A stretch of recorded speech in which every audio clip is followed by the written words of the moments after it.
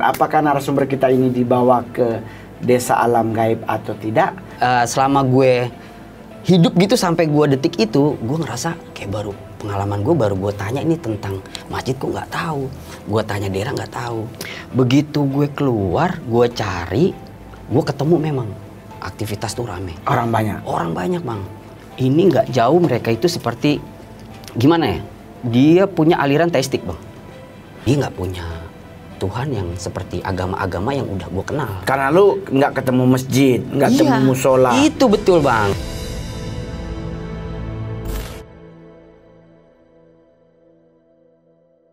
Halo teman-teman Opera Squad, ketemu lagi dengan Mongol di acara yang sangat luar biasa, Kalapuna namanya. Kita kedatangan seorang narasumber yang sangat luar biasa, yang pernah punya pengalaman mistik datang ke desa goib selama 1 tahun. 1 tahun, betul. Bener ya bang? Betul. Dan penduduk desanya berbadan tinggi hampir 2 meter kayak Mongol. Serta banyak kejadian janggal yang dialami. Dari mulai kereta yang dia naiki yang seharusnya 7-8 jam, tapi hanya dalam beberapa waktu udah nyampe di tujuan. Apakah narasumber kita ini dibawa ke desa alam gaib atau tidak? Langsung kita sambut aja narasumber kita pada siang hari ini, pada sore hari ini, malam hari ini, Mas Nata. Mas Nata, apa kabar Mas? Alhamdulillah baik. Bang Mongol. Gimana Mas? Nih, gue tadi baca intro-intronya bahwa Mas tuh ternyata pernah dibawa ke alam yang berbeda dengan alam manusia. Itu Mas alami? Gini bang, sebenarnya gue pribadi yang ngalamin hal itu masih bertanya-tanya gitu, masih bingung sampai saat ini sebenarnya. Antara gue itu masuk ke dalam alam gaib atau time traveler dibilang. Perjalanan waktu. Perjalanan waktu. Jadi gue sampai sekarang masih bingung. Jadi cengnya di film ya bisa time traveler begitu. Iya, mungkin gue langsung aja ya. Gue ceritain ya asal tahun berapa Mas kejadiannya? Waktu itu gue SMP bang. SMP itu kurang lebih tahun 2000 lah, tahun 2000. 1999 dan 2000. Oke, berarti kurang lebih 20 tahun yang lalu ya? Iya, betul lah. 21 sekitar tahun segitu, 21 tahun yang lalu. Ceritanya, Mas? Jadi gini, bermula gue itu awalnya, dulu memang gue seorang remaja yang bandel, Bang. Oke, gue alim waktu itu. Oke. Jadi gue di sekolah itu gue bolos, gue ceritanya. Gue bolos dari sekolah sama teman-teman. Dengan alasan gue bolos ya gue malas mau berangkat sekolah. Belajar lagi. Posisi guru yang menurut gue nyebelin lah. Pada waktu itu kan gue masih kecil ya, waktu itu masih kecil. Akhirnya gue diajak sama teman gue, gimana kalau hari ini kita jalan-jalan nih ke tempat dimana yang menurut gue asik menurut dia. Seusia-usia gue itu asik lah buat main, buat nongkrong. Sejong tuh tempat tongkrongan paling gue banget lah. Wah, menurut dia nih kan. Akhirnya karena gue penasaran, oke deh, ayo deh kita bolos gitu kan. Kita naik mobil apa jalan nih? Kalau naik mobil kan jauh nih. Oh kita naik kendaraan ini aja, kita nebeng-nebeng, BM kalau bahasa dulu kita BM nebeng. Udah gue ikutin tuh. Gue lihat arahnya ini kayak nggak apa namanya, nggak ini maksudnya kayak gue itu udah pernah gitu, udah pernah jalan ke arah sini ke tempat ini gitu. Dia ngajak gue ke tempat di Jawa Tengah ya bang, lokasi Jawa Tengah ya. Gue diajak main ke situ, ke desa itu. Gue diajak bincang-bincang di sana, udah nyampe, gue diajak bincang-bincang, main, nongkrong, ngobrol, akhirnya gue berenang. Gue ada di situ ada kali bang, sungai, gue diajak berenang. Begitu gue diajak berenang, entah kenapa tiba-tiba teman-teman gue tuh ninggalin gue bang. Gue nggak tahu alasannya apa teman-teman gue tuh ninggalin. Akhirnya gue ketinggalan rombongan dong pada waktu itu. Yang notabene gue nggak tahu jalan itu, desa itu jalannya kemana arahnya di mana itu desa itu gue nggak tahu. Gue ditinggalin rombongan, akhirnya gue bingung nih, pulang lewat mana ya? Gue nanya-nanya gitu kan. Akhirnya gue selesai gue mandi, gue cari penduduk desa di sekitar, gue tanya dong. Salah satu ada yang gue tanya, dia petani. Pak, saya mau nanya, ini desa apa ya? Terus kalau saya mau pulang ke desa saya gitu, sama sih di Jawa Tengah bang, tapi jaraknya itu lumayan jauh lah, kurang lebih perjalanan itu 3 jam lah, 2 jam. Dia bilang, oh nggak tahu desa yang mas sebutin, emang mas mau kemana, pulang kemana? Saya bilang, oh kalau nggak gini aja, tahu stasiun Brebes nggak gitu kan. Waktu itu saya nanya, wah nggak tahu saya stasiun Brebes ada di mana, kata dia kan. Nah saya makin Bingung dong, aku nggak tahu dia. Jadi gua baru nyampe desa itu aja suasana kayak yang udah beda. Suasana tuh kayak udah, kok kayak yang aneh lingkungan gue. Yang tadinya gua mandi juga suasananya terang, kok tiba-tiba gua baru naik udah kayak gelap. Kayaknya udah aneh bener tuh di sekeliling gue. Dari mulai aktivitas mereka yang gue lihat kan, mereka kan rata-rata bercocok tanamnya kan. Mereka di sana kan di desa bercocok tanam nih, seperti jagung, padi, bla bla. Tapi tenaga untuk apa namanya bercocok tanamnya itu dia pakai mesin yang menurut gue itu kayaknya mesinnya lahir di masa depan. Maksud gue kayaknya mesinnya belum pernah ada nih yang gue lihat nih. Kayaknya mesinnya baru untuk bercocok tanam nih. Dari mulai dia ngerut buat ngambil jagungnya, padinya.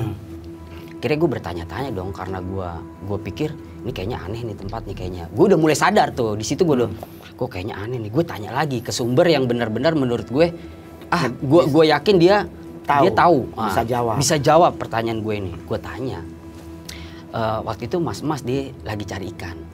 Mas, saya mau nanya mas, tahu desa ini nggak? Saya mau pulang, saya ketinggalan rombongan, saya nggak tahu pulang nih kemana gitu kan. Emang di mana tinggalnya? Lagi-lagi digituin. Kalau normalnya dia sesama Jawa Tengah, seharusnya dia tahu. Lokasi yang gue sebutin. Apalagi cuma 3 jam, 2 jam 3 jam lah istilahnya. Pasti mereka tahu lah. Begitu gue tanya-tanya, dia juga nggak bisa jawab. Nah gue diantar lah sama dia akhirnya, mas mau kemana sebenarnya? Kalau nggak gini mas, kalau misalkan si mas masih bingung, monggo ke tempat saya, kita ngobrol-ngobrol. Gue diajak lah akhirnya ke tempat dia. Gue diajak nih ke tempat dia buat ngobrol-ngobrol nih. Mungkin dia juga curiga sama kehadiran gue. Kita saling curiga. Gue nggak tahu nih dia curiga sama gue atau memang dia udah tahu tapi disembunyiin. Bahwa lu penghuni asing. Iya. Gue nggak tahu, mungkin itu di situ ya, antara dua itulah. Gue cari tahu dong, gue tanya-tanya lagi terus, gue cari sumber lagi terus sampai gue benar-benar dapat, ternyata memang jawabannya sama. Mereka nggak ada yang tahu. Nah itu di suasana desa itu ya. Nah setelah itu gue pernah coba untuk cari tempat rumah ibadah. Karena lu mau bikin sholat gitu. Gue muslim ya. Menurut gue, wah kayaknya ini udah masuk waktu sholat nih. Gue sholat lah, gue gituin kan. Karena memang dasarnya gue juga basically gue jarang sholat orangnya. Jadi pas begitu gue ngalamin hal-hal gitu, karena rasa takut gue langsung mikir, oh gue punya Tuhan, gue sholat kan. Nih. Ingat Tuhan di saat gue lagi apa namanya ngalamin hal-hal yang aneh menurut gue gitu kan. Terus lu pergi sholat nih bro? Pergi sholat. Gue nyari tempat ibadah. Gue nggak sebut itu masjid lah, tempat ibadah. Gue cari gitu kan. Nah, gue cari.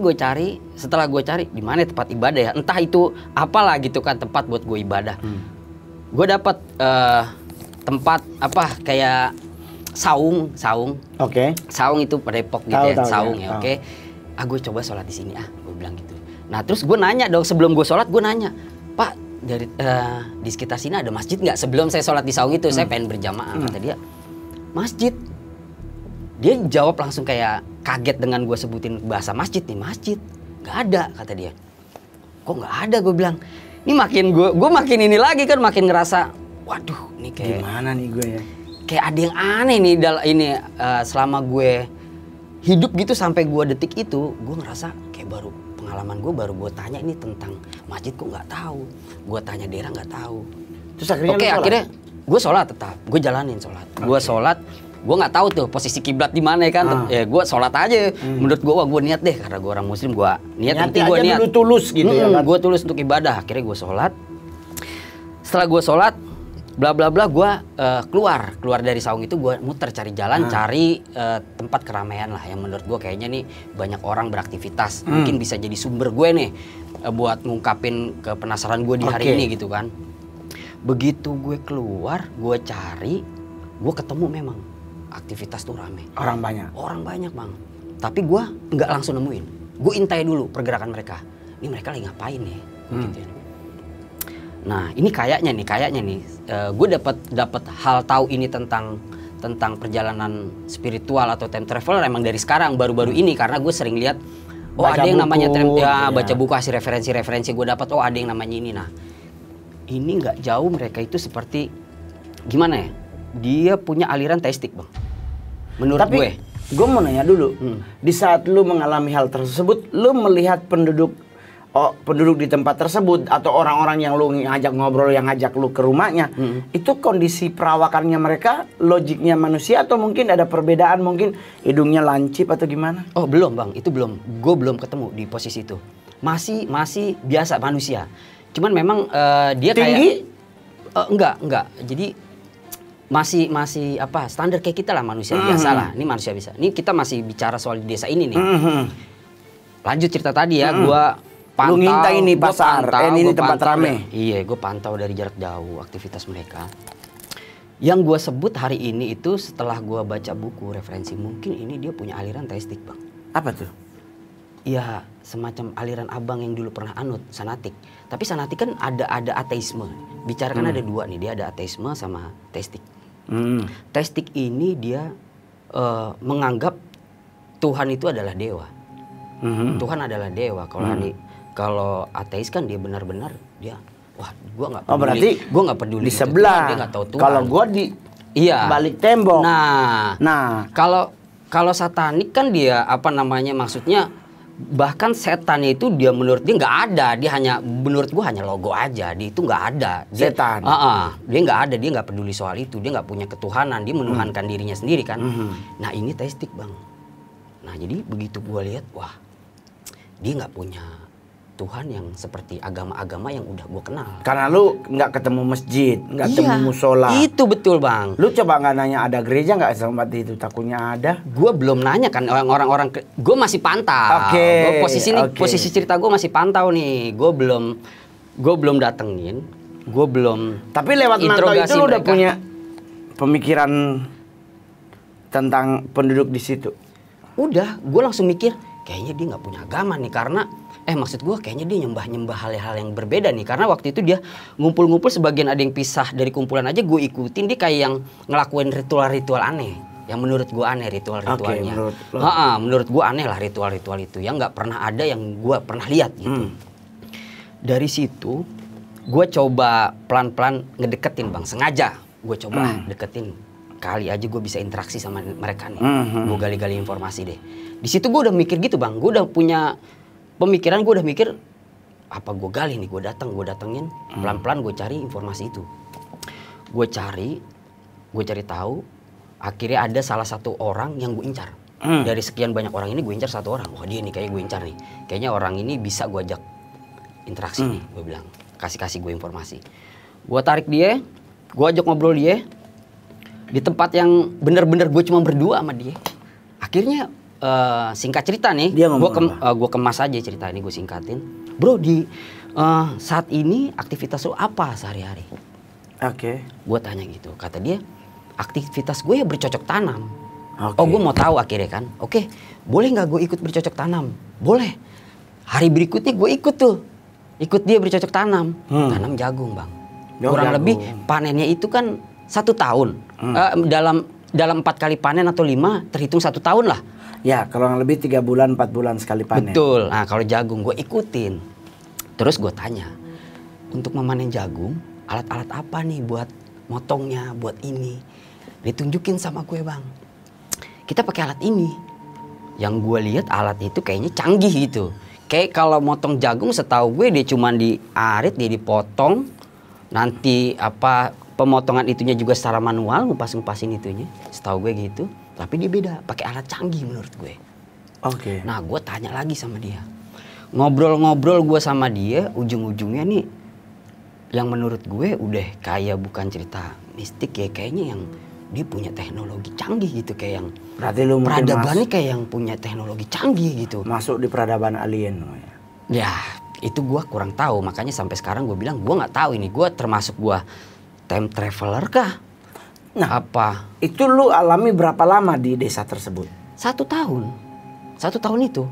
Lu merasa kalau lu itu setahun di desa itu? Bukan merasa, karena perhitungan gue dari si jagung itu, jagung panen itu 4 kali panen terhitung 1 tahun. Jadi gua terbilang gue di situ 1 tahun. Setelah itu juga gue pergi sama si orang ini nih, si cowok ini yang gue ngobrol sama dia. Gue nggak sebut nama nih bang. Taruhlah namanya si A. Oke siap, namanya si A. Gue diajak lagi main sama dia ke daerah-daerah kayak gue sebut hutan kali ya, karena banyak pohon, dia di bawah kaki gunung gitu kan, karena waktu itu emang gue di bawah kaki gunung. Gue diajak jalan-jalan sama dia lagi. Setelah gue jalan-jalan sama dia, gue diajak bla bla bla bla, gue lihat berbagai hewan yang gue juga sama belum pernah lihat hewan itu. Oke. Nah, gue belum tahu itu hewan jenis apa, namanya apa gitu kan, bentuknya kok seperti ini gitu kan. Dan di situ gue ditinggal lagi, Bang. Yang sama teman lu iya, tadi yang teman gue yang sekarang yang baru itu. Awalnya gue ditinggal sama teman SMP gue, kedua gue ditinggal sama dia, gue ditinggal lagi. Begitu gue ditinggal karena gue lapar, Bang, kondisi perut. Wah, lapar, gue pengen makan, gue bilang. Gue cari makan di hutan itu. Yang gue bilang tadi gue diajak main ke hutan itu, gue cari makan. Begitu gue cari makan, gue ngerasa kayak ada yang ngintai gue, Bang. Oke. Gue merasa tipin. Iya, tentunya gue merasa terancam. Oke. Gue terasa terancam dong. Gue cari tempat perlindungan. Pertama gue cari ada nggak ya orang di sini. Nah, yang kedua kalau nggak ada tempat nggak yang kira-kira bisa gue berlindung dari dari makhluk yang ngikutin gue. Nah, gue nggak tahu nih gue nggak tahu penyebutannya apa, entah hewan langka, entah itu gaib atau jin gitu ya, menyerupai hewan itu tapi berbeda dengan hewan kehidupan nyata. Gue nggak tahu nyebutnya apa. Akhirnya gue dapet tempat berlindung kayak semacam semak-semak deh.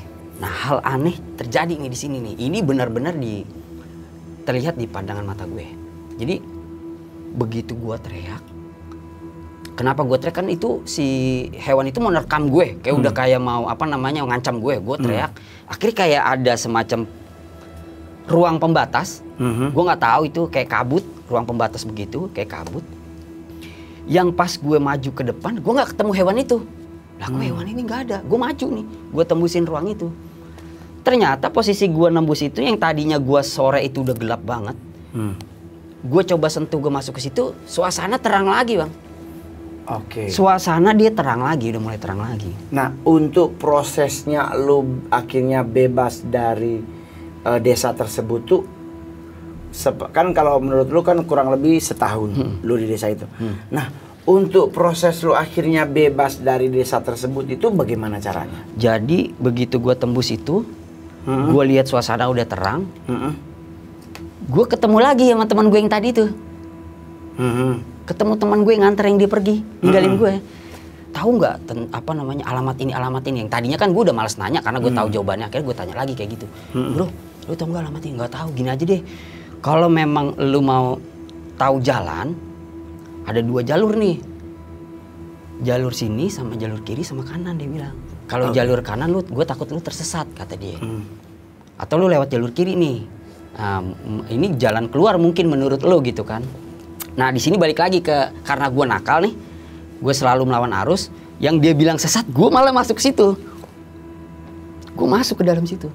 Gue ikut jalur situ. Begitu gue lewat jalur yang dia kasih tahu, tiba-tiba gue pulang ada di rumah gue malah. Pulang gue tiba-tiba nyampe ke rumah gue. Yang dia bilang tadinya sesat jalurnya. Nah, disitulah gue keluar dari desa itu. Ditunjukin sama dia, ini jalur sesat. Jalur ini yang benar. Nah, maka gue malah ngikutin yang dibilang sesat sama dia. Jadi lu memilih jalur yang menurut lu yang yang tidak pada umumnya. Iya. Justru lu memilih jalur yang menurut orang yang ini yang bagus, tapi lu ngambil yang jeleknya. Iya. Dan ternyata lu nyampe di rumah. Justru malah nyampe. Terus teman-teman lu yang mati bareng itu pas lu muncul gimana mereka? Tapi perbedaannya gini loh, Bang. Gua masuknya itu, gua balik ke rumahnya bukan rumah gue yang di Jawa Tengah, tapi justru yang di Jawa Barat. Di mana aja? Di Bekasi. Oke. Gue keluar di Jawa Barat. Nah, akhirnya itu posisi gue kondisi pakai baju sekolah kan, karena gue bolos sekolah kan, benar kan? Gue pulang kan ketemu sama orang tua gue ada di Bekasi, Bang. Nenek dan kakek gue ada di Jawa Tengah nih, di Jawa Tengah. Oke. Pas gue pulang ke Bekasi, pertanyaan nyokap gue cuma satu, orang tua gue. Kata dia gini, lah kok masih pakai baju sekolah pulang ke Bekasi? Justru gue makin heran, kok dia nanyanya gue pulang ke rumah pakai baju sekolah, tapi dia nggak nanya gue hilang tuh selama 1 tahun. Seakan mereka baik-baik aja, gue nggak ada selama 1 tahun. Berarti kan kemungkinan besar mereka berpikir lu nggak hilang. Itu dia. Makanya... Karena kalau lu merasa lu hilang setahun, orang tua lu aja nyambutnya biasa aja. Berarti lu hanya sebatas nyemplung. Kalau dalam dunia Al-Qadar itu ketarik ke dunia yang sebelah, lu berasanya lama, padahal mungkin itu cuma 3 jam, 1 jam, 1 hari. Nah itu adalah momen pertama lu masuk ke hal-hal yang menurut lu tuh time travel. Betul. Ada keinginan balik lagi ke desa tersebut? Nggak ada, Bang. Oh. Udah banyak yang nanya gue. Gue pernah ngobrol kayak itu. Gue nggak mau gue. Maksudnya apa? Kangen gitu sama temen? Nggak ada rasa kangen justru gue. Gini loh Bang, karena gue mungkin masih kecil, traumatik itu pasti ada Bang, melekat sampai gue dewasa kayak gini. Makanya gue udah punya apa kayak gimana janji sama diri gue nggak akan pernah mau kayak gitu gue. Terus kalau lu punya pengalaman, tadi kan lu ngomong juga di situ tuh ada intronya bahwa lu pernah punya pengalaman bertemu dengan pergi ke satu tempat yang penduduknya 2 meter. Nah itu yang pas gue masuk ke lorong ini, gue ketemu sama temen gue lagi. Di situ penduduknya udah aneh-aneh. Oke, oh bentuknya aneh-aneh. Di situ baru gue ngerasa, wah ini benar nih. Di saat lu mau dikejar binatang, terus lu masuk ke dimensi lain. Terbatas sama apa, gue nggak tahu bentuknya apa, gue dibatasin. Jadi gua yang binatang harusnya ngerekam gue, tapi dia malah masuk ke situ, gue masuk ke sini sama-sama masuk, tapi dengan posisi yang beda. Okay, dari sana berlawanan. Nah, lu ketemu dengan temen lu yang tadinya. Nah, itu sekarang penduduknya udah beda. Beda lagi. 2 meter tinggi mereka. Sekitar beda-beda variatif. Ada yang 2 meter, dia ada yang sampai ke apa? Di bawah gue bahkan ada. Okay. Paling sih ya aneh-aneh lah dari bentuk tubuhnya. Ciri-cirinya? Wah, telinganya gimana? Lancip atau mungkin biasa seperti kita? Dia sih agak gimana ya? Seram-seram sih Bang. Ya lebih ke dia kok banyak punya ekor, apa sayap gitu, kayak ada apa gitu dia. Gue susah jelasin juga sih tentang gimana rupanya nih ya, yang seakan gue itu dibikin lupa dengan keadaan itu gitu. Nah semenjak gue melakukan perjalanan itu Bang, banyak hal-hal gaib tuh, yang hal-hal yang di luar logis itu ada pada diri gue, terjadi di diri gue. Contoh? Waktu itu jadi gini Bang, setelah gue pasca gue SMP, gue balik dong ke Bekasi. Gue nerusin sekolah SMA gue di Jakarta. Oke. Gue ikut orang tua akhirnya kan. Gue ikut orang tua, gue main di situ, banyak hal-hal yang terjadi sama gue. Gue sekolah di tempat dimana yang anak-anak itu suka tawuran. Oke. Dia suka tawuran ya, terutama wilayah gue nih Bang. Perjalanan sekolah gue sampai ke Jakarta itu butuh tawuran ya, harus tawuran gitu kan. Jadi gue tawuran. Hal yang pertama yang janggal nih, pertama ya gue sampai kena ya bacok gitu ya, kena bacok gue. Kena bacok berkali-kali, dikepung gue sama orang. Nah tapi gue nggak kenapa-napa. Sekarang dengan kondisi diri lu sekarang udah usia berapa Bang? Gua usia 38. Udah menikah berarti? Udah menikah. Anak berapa Bang? Belum ada Bang. Oh belum ada? Belum ada, belum dikasih. Jadi dengan kondisi sekarang usia 38 jadi nggak punya keinginan untuk kembali lagi ke desa yang dulu? Yang pastinya enggak Bang. Nah karena gue khawatir kalau misalkan gue memang ada keinginan balik lagi ke sana. Takutnya nggak balik? Salah satunya gue takutnya nggak balik. Kedua gue takut mengalami hal spiritual yang lebih dari yang gue alamin. Dan gue masih ada semenjak itu gue masih ada pengalaman spiritualnya lagi di situ Bang.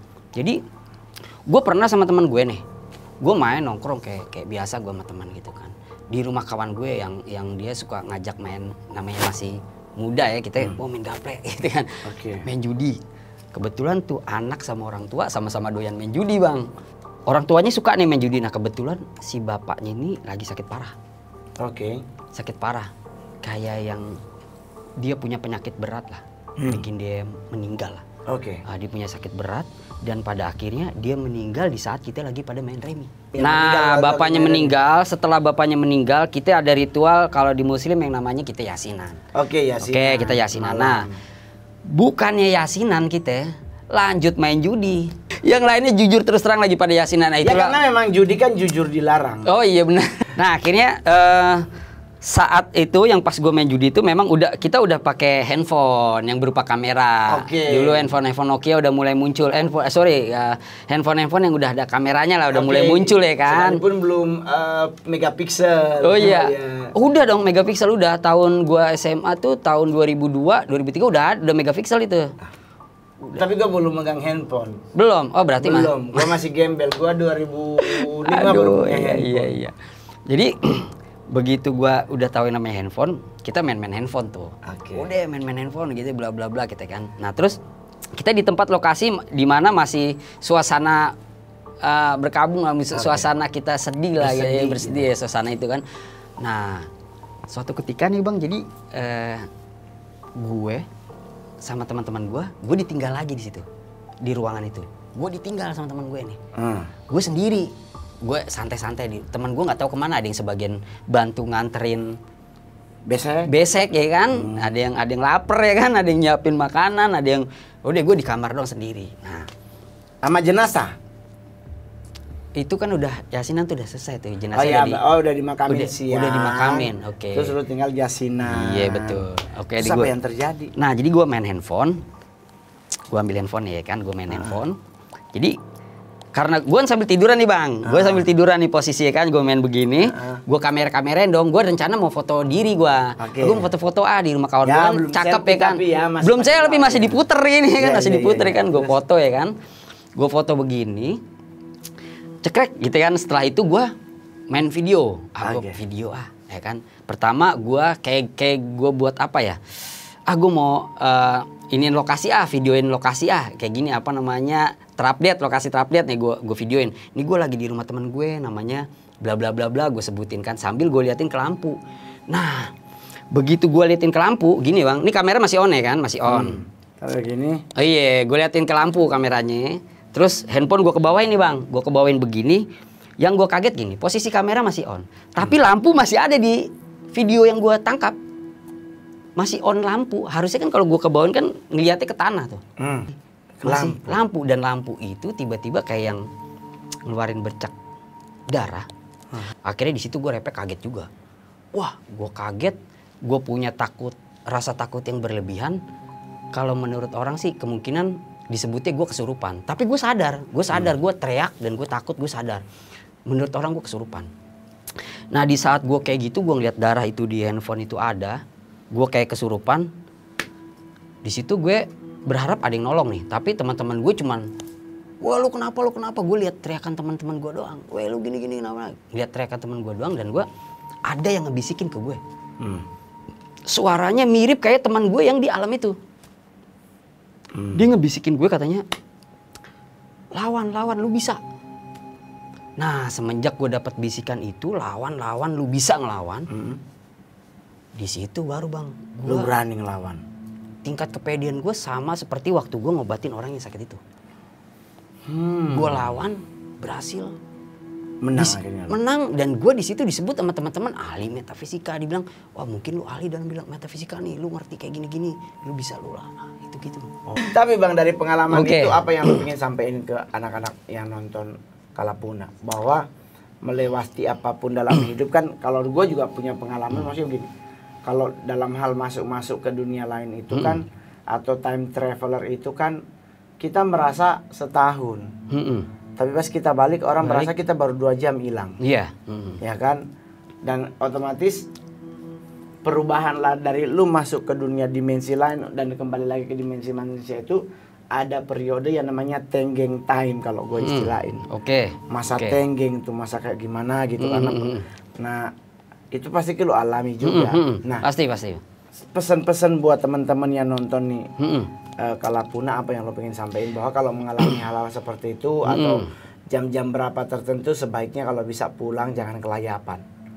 Karena kan kasus terjadi pasti di antara jam 4, 5 ke 6. Kalau gue lebih ke gini aja sih Bang, buat teman-teman yang nonton sih, maksud gue gini, yang namanya perjalanan spiritual itu ada. Kita semua saya yakin udah pernah ngalamin hal spiritual itu. Cuman perbedaannya kita sadar atau enggak aja mengalami hal itu. Diambil atau dibiarkan. Nah, kita antara sadar dan tidak sadar juga. Kalau kayak kita ngalamin berarti kita udah sadar kalau kita mengalami perjalanan spiritual. Banyak di luar sana orang yang masih belum percaya yang namanya spiritual itu ada karena mungkin mereka belum sadar. Maksudnya dia nggak sadar kalau dia mengalami hal spiritual. Itu aja Bang mungkin. Jadi buat teman-teman Opera Squad, satu hal yang harus kita ingat bahwa itu yang dibilang tuh pengendalian pikiran. Jadi lu harus bisa mengendalikan pikiran lu.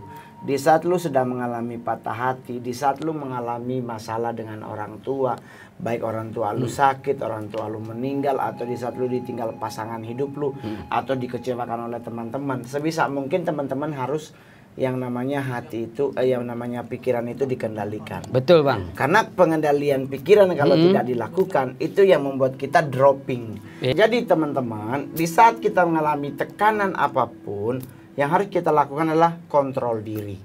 Jadi buat teman-teman Oprah juga sama. Di saat lu mengalami masalah, di saat lu mengalami sesuatu yang menurut lu nggak mampu, yang lu lakukan hanya satu, control your mind. Jadi di saat lu menghadapi masalah, tetap yakinlah Allah itu pasti akan menolong.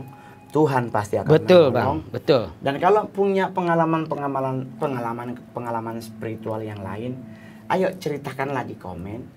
Kalau memang pengalamanmu sangat menarik, akan kami hubungi untuk kami jadikan saudara sebagai narasumber.